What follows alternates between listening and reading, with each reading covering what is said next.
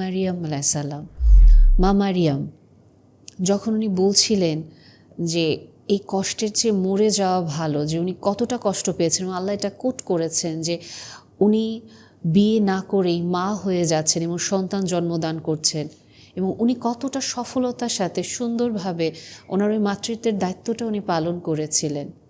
এবং আপনি এটাও চিন্তা করে দেখেন, এরকম অসংখ্য জায়গায় আমরা যেখানে ভেবেছি যে এটাই হয়তো শেষ হয়ে যাচ্ছে, প্রত্যেকটা জায়গায় ওখান থেকে আল্লাহ বের করে নিয়ে এসেছেন, তাই না?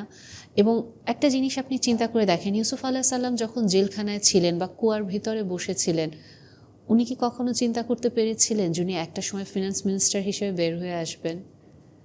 সো আমরা যখন জিনিসটা ভাবছি যে আমি গুড এনাফ না, আপনি আরেকটু চিন্তা করে দেখেন তো, আল্লাহ যদি না চাইতেন আপনি কি কোনো দিন এই জায়গায় আসতে পারতেন? আমরা তো সবসময় বলি না কিছু ক্ষেত্রে যে অবশ্যই রিজিক নির্ধারিত, পরিশ্রম করতে হবে, কিন্তু এটা যদি আপনার আমার রিজিকে না থাকে এটা আমরা কখনোই পাবো না।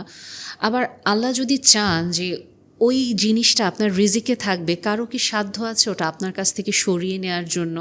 এবং আসলেই কি এটা সম্ভব যে আপনার যোগ্যতা নাই, আল্লাহ হুট করে বসিয়ে দিবেন আপনাকে ওই জায়গাটাতে?